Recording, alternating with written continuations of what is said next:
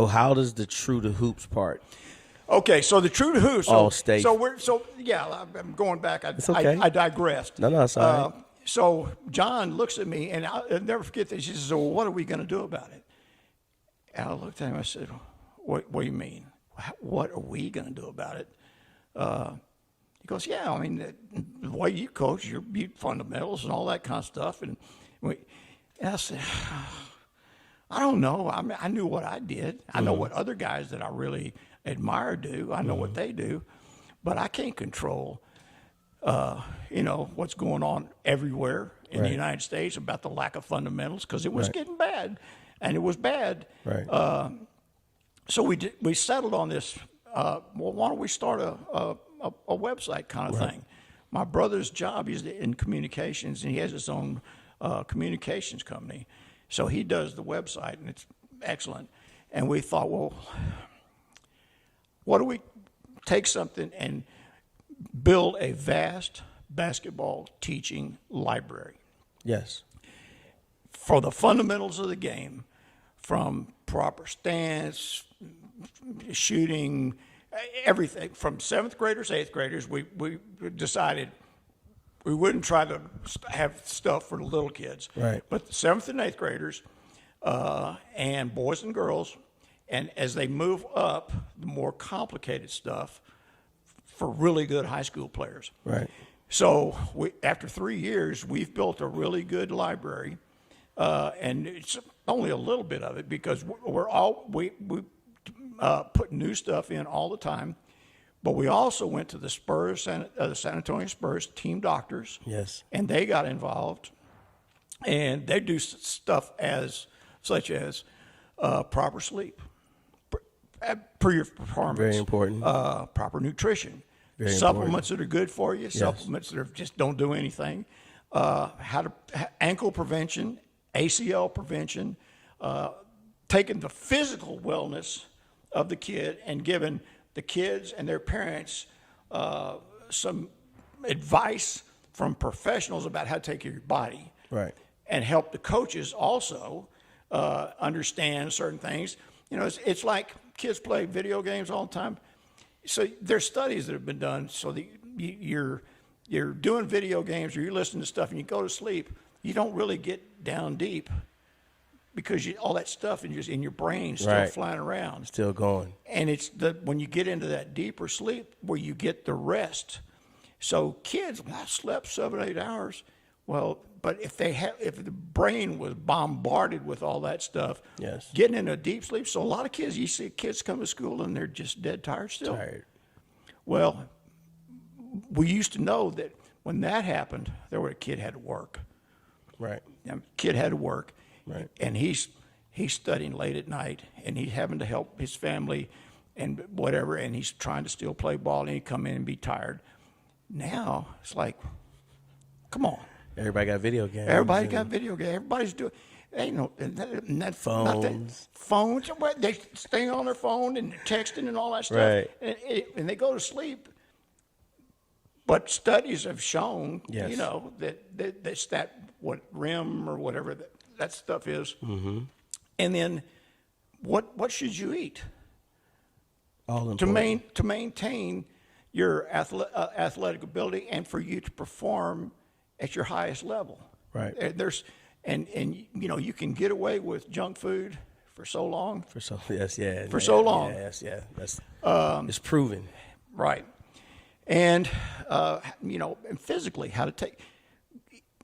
Did you know that I think that Dr. Schmidt told me that there was a study that everybody knew about that girls, athletes, were more susceptible to ACL injuries than boys. Really? By a certain percent, and it was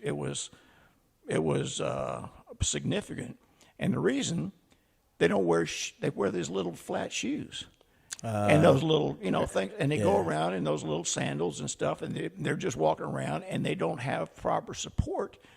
So at some point, that lack of support, when they start working out, things, naturally without working out, and so if a girl has an ACL injury, there's 40% chance, 35, 40, something like that. I don't remember. It was significant that she'll do the other one too. The other one will go out. Wow. Within a certain amount of time. Right. Yeah, because just of the proper shoes. And so the technology of how to take care of your feet. Yes. Which helps with your knees.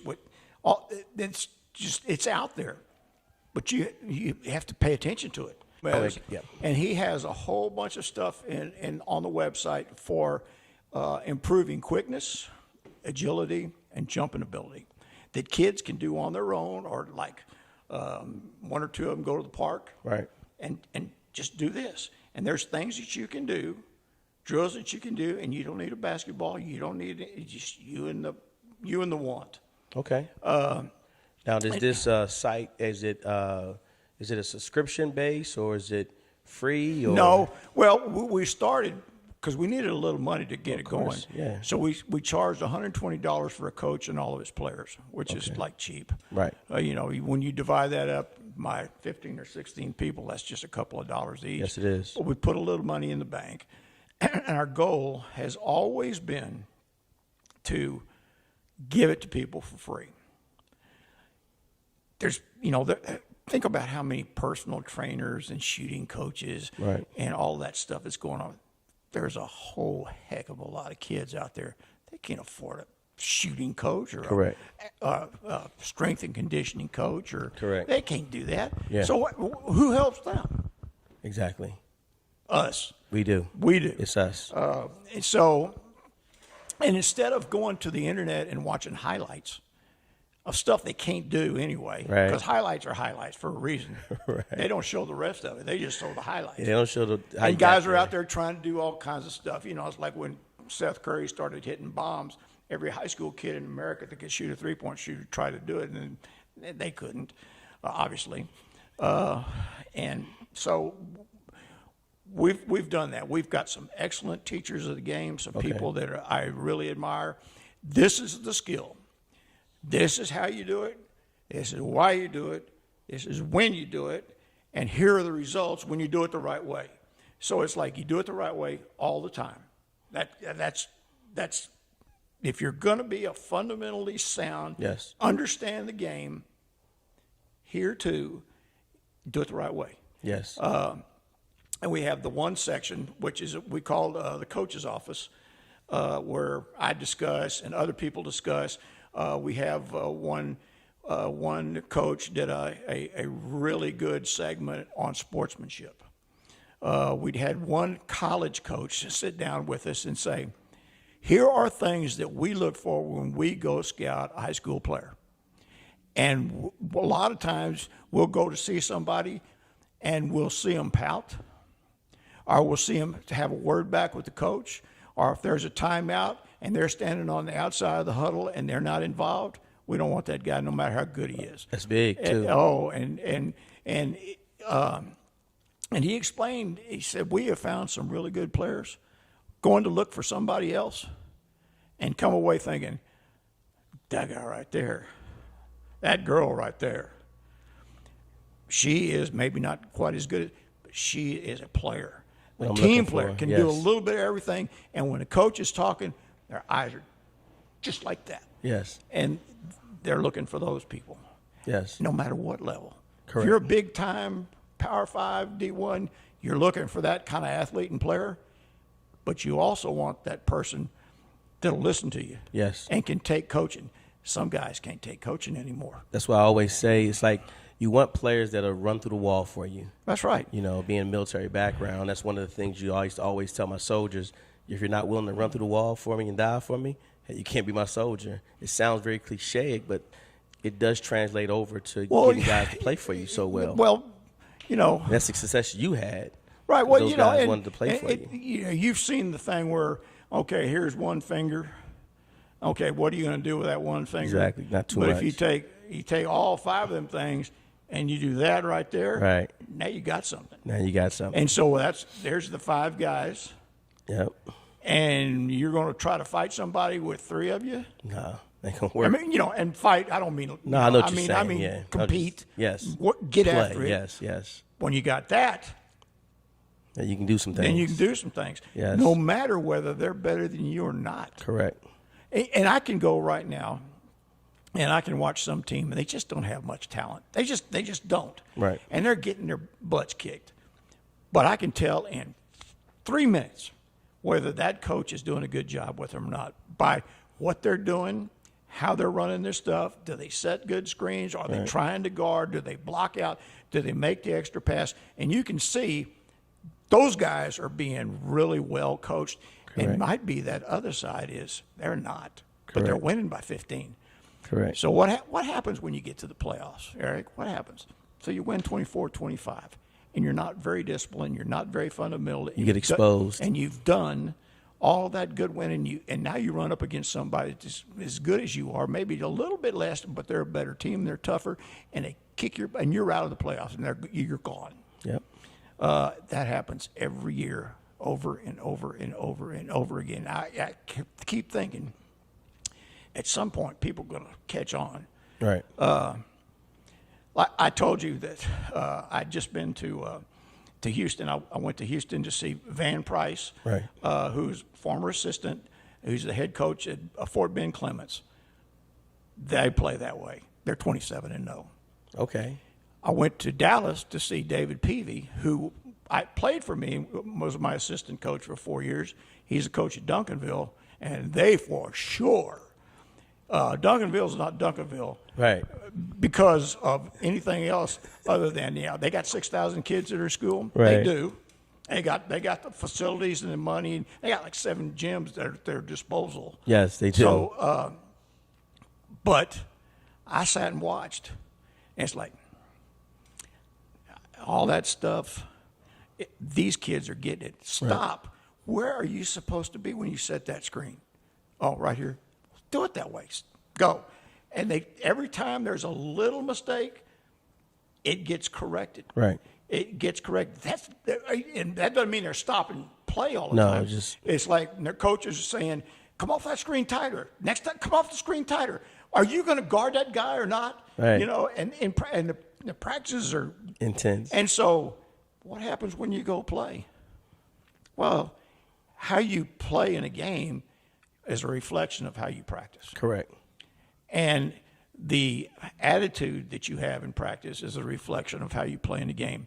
If Coach Peavy goes up to a guy and says, do you think maybe today is it okay if we play today? Are we on your schedule? Right. You know, it gets sarcastic or something, or say, "I'm just sick and tired of having to tell you the same thing over and over again." And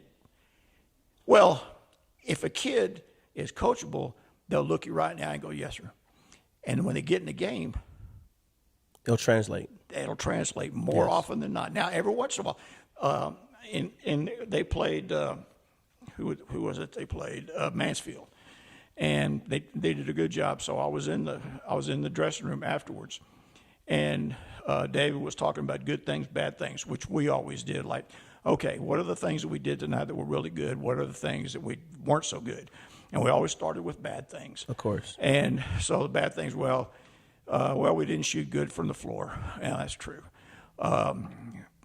There were a couple of times there were some dead possessions where we didn't get after a loose ball. Yeah, that's true. And the kids will speak up. Right. You know, once they know it's their team. Yes. I might be the leader, but it's your team, and you lead your team.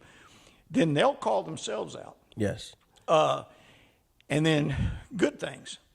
Made our free throws. We got Coach? How many free throws do we shoot? 27. Great. How many we make? 22, 19, something like that. Good. We took 3 charges. That was a great pass. So and so made to so and so. Right. And they remember all that. Now, what are they doing? They're thinking the game. Right. Right. Yes. So if they become students of the game and they think the game, and they can take the coaching, and coach has just got on your case for something, and you get in the game, and now your eyes are like this. When he says something, you're listening, and there's none of this. Head down. They call it out. Right. They call it out. Why did you pout when I called you over here? Why'd you pound? Why'd you go down? You'll think that I didn't watch to see when you sat down whether you did this or not. I watched. You were looking at me. You heard what I said, and you went over here and you pouted for about 20 seconds. Why'd you do that? Right. And it's like, oh God, they see everything. Right. Because you want to see everything, because you got to know your guys. Correct. But then, when you're not coaching, you have fun with them. For me, because I loved music, played music professionally as a guitar player. Okay. Guys would come in and I'd say, "Come here, Mike. Come and listen to this. Listen to this group right here." And or we'd talk about on the bus. I always sat in the back of the bus. Really? Yeah, I sat in the back. You're one of the very few that I know that did that. And the reason I did that, we put the younger kids up front, and we put the varsity guys in the back, and the seniors would be, and I'd have team leader in front of me, assistant coach right here, team leader or two, and the seat right here, and all the varsity guys. So we would talk. Right. We'd be going to a big basketball game and talking about, are the Astros going to be able to have pitching this year? Or we're just like, hey, when the season's over with, what are they going to have you running in track? Well, we just talk sports. Right. Or we just talked about something goofy that happened at school. Right. Can you believe Dr. Foster had to get on the PA and talk to all of us about so-and-so? And we just converse. You made them feel or let them know that you're human also. Yeah, it's like, that you're not some guy off that can't relate to them. They got to know who you are. Exactly. And they know that you can kid with them and you can play a little grab ass every now and then. But when you walk across the line, it's all on. Right. It's on now. Yeah, let's play. And so, and every once in a while, coaches, if you're really on something and you're trying to get something, I'll give you a perfect example. And we had this guy, his name was Marshall Harrell. Love him to death. And he was a mediocre player. His dad was on the state championship team in 1952 at Alamo Heights. Mm-hmm. Good player. So Marshall, one day in defense, he's guarding it. And I said, "Stop, Marshall. Would you get in the defensive stance? You look like a praying mantis." And everybody just laughed. And I said, just get your butt down there. And so we did that. So he walks off, and I could see. So I saw him the next day in the hall. And we're walking down the hall. I said, "Hey, Marsh, come here. You know I love you, right?" He goes, "You do?" "Well, hell yeah, I do. Sure I love you." And I just kept walking. That was it. Change the dynamics, though, I bet. That's it, because I knew I hurt him a little bit. Right. And kind of meant to. Right. Because I thought he could do better. Right. I had two guys one time. There was this one girl, and it was Marshall. It was Marshall. He had been going with this girl for a long, long time. Mm-hmm. And she asked to be a stat girl on the team. Oh, okay. And I said, "Okay, but, I don't know about you, Dart. I promise." So about Christmas time, they break up. And Kenny Duncan, who was our starting postman, was my first team All-Stater at the end of the year. He starts going out with her for like 2 weeks. Uh-oh. And I didn't know it. Right. We get back, we start practicing. And then I find out, and they're just trying to beat each other up in practice. I mean, it's like, it's on. Yeah. And so I called them both back in the office, and I said, "All right, look, what's the deal?" "Okay, I know, Heather." And I looked at them and I said, "Listen, I can't fire either one of you two guys, you knuckleheads. I can't fire y'all. Right. I'm going to fire her." "Oh, no, Coach, don't do that. Don't do that." And I said, I looked at Marshall and I said, "Marshall, you're stupid.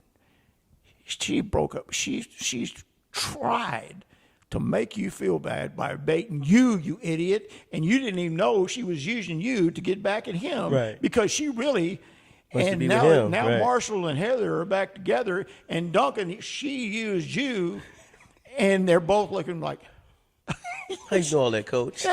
it's like, okay, is it over? Do I fire her or do I let her stay? Coach, let her stay. perfect. That was it. So it sounded like the relationship you had with your players was really, you coached them hard, but at the same time you let them be or grow under you.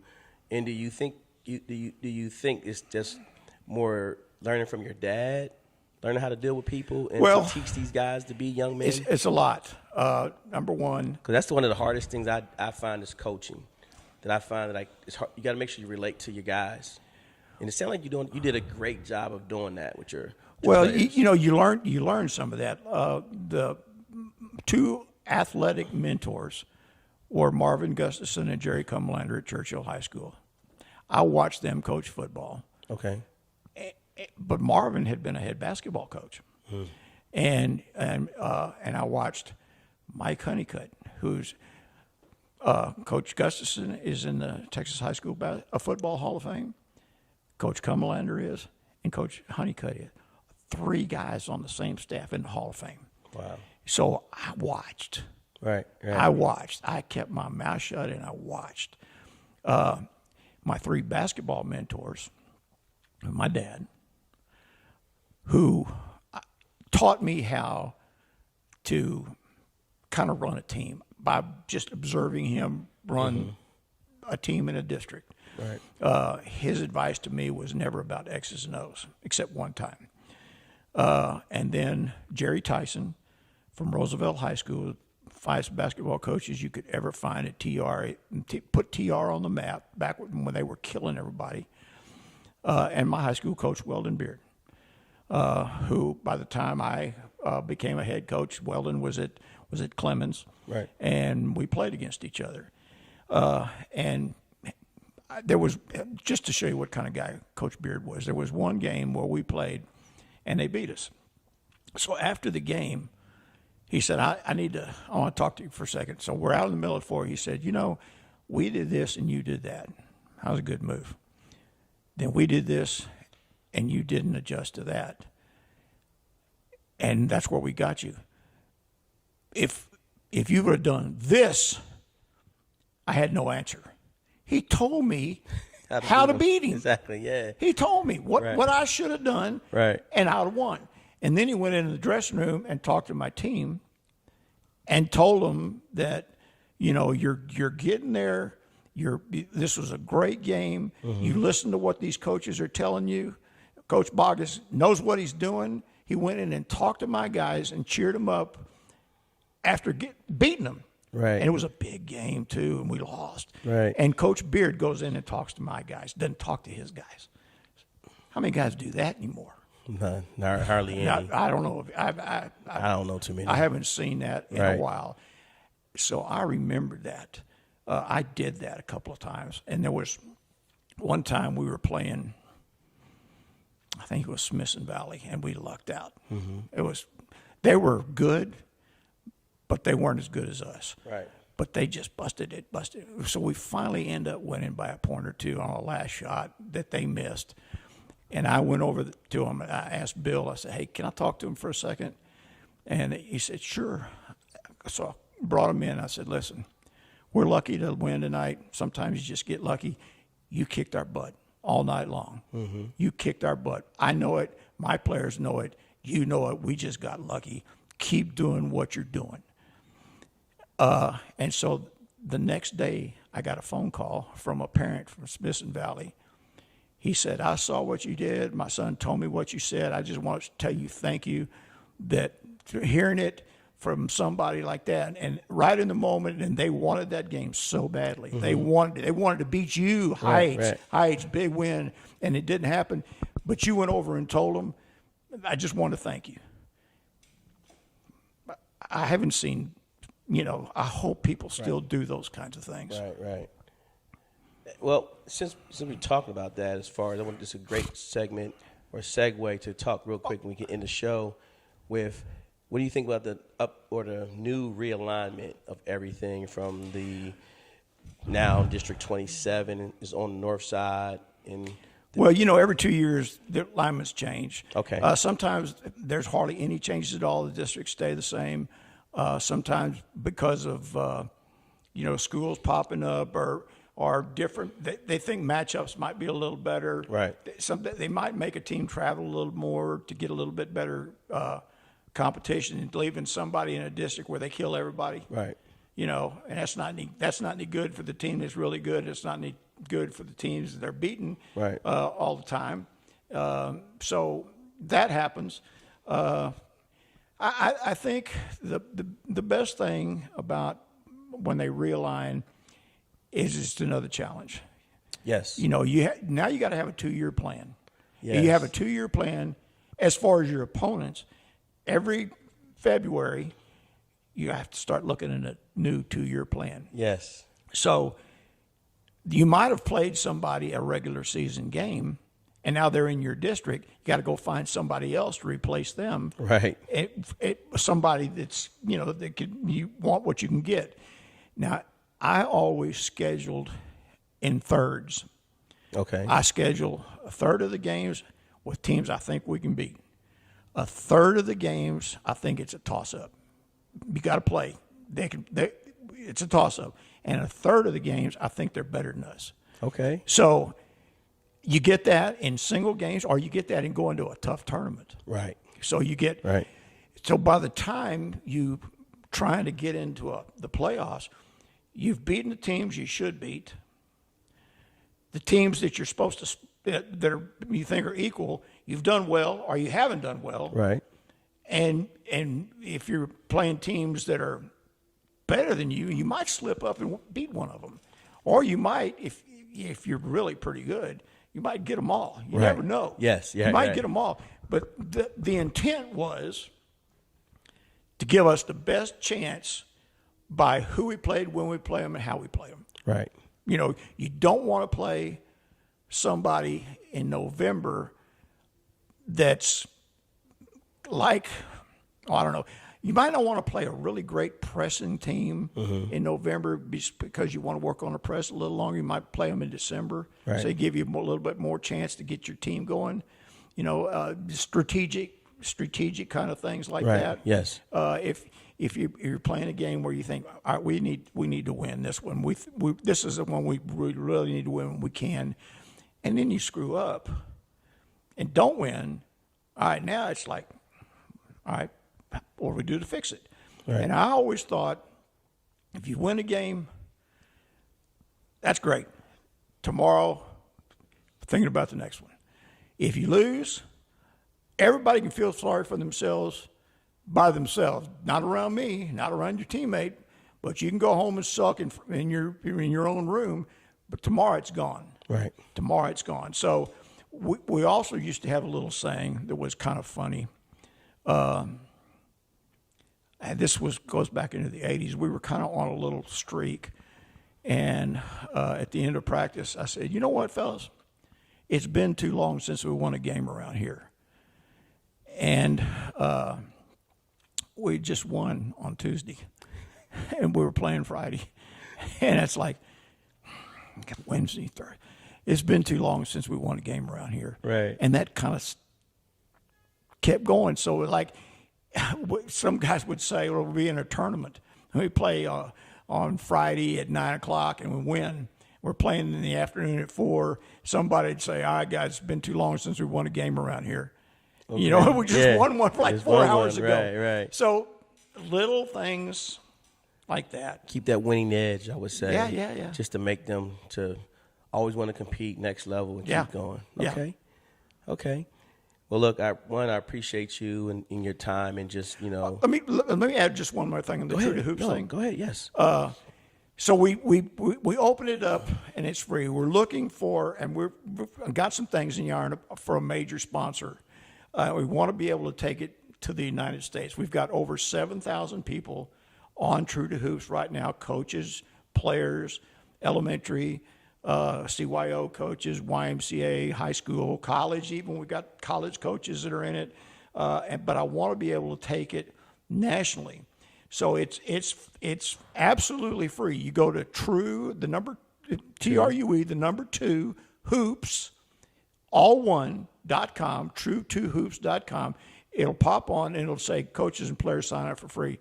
push that thing, scroll down, put your name, email address, and you get every newsletter we get. And it doesn't cost you anything. We're giving it to you. And I've seen you had some big time current coaches on there. Coach Peavy's one of them. Coach Clay Boggess over there at Steele. I saw him. That was well. Really We've been endorsed by Doc Rivers. Yes, I saw that. Doc, I've known Doc since when he was a Spur, and his kids came to our camp, so he was real.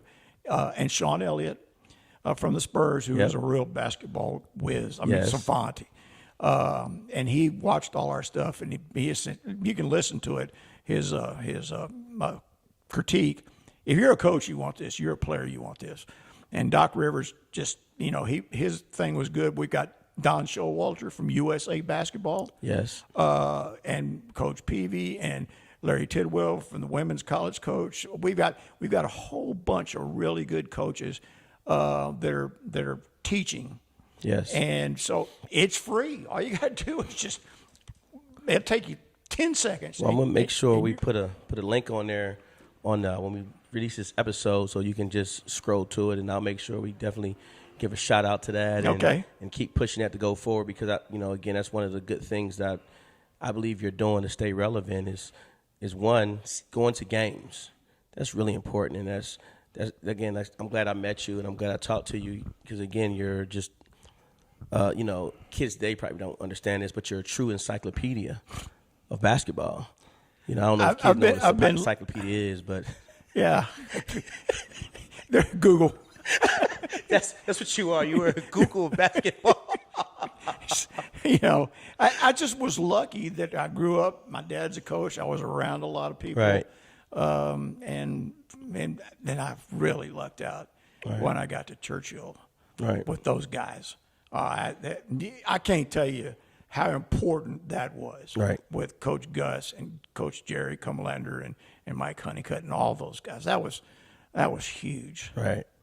Okay. Well, again, I thank you again. I definitely want to thank one of our sponsor here at the barbershop we're at, and that's Brandon of Royal B Cuts. Thank you for allowing us to have this space and this platform. And again, you always supported everything we've done. So thank you. Thank you, Coach. This has been a lot of fun. And maybe we'll get better at it. I definitely know we're going to get better at it. That's definitely for sure going to happen. And again, I just thank you for allowing me and you to kind of collaborate this right here, because this is something where, I would like to see myself do more of, and just have the kids of San Antonio and the surrounding area just get better. And we'll run this on True to Hoops, so people will know where to go to watch this. Yes.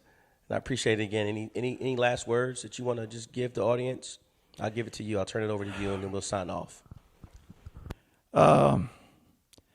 The beauty of athletics is the discipline you have to become a player, the individual determination for the physical and the mental, and that you put that individual with a group of people who are all doing the same thing, and you bring it all together, and you learn how to share. You learn how to go through tough times together. You learn how to win together. You become family. You make friends for the rest of your life.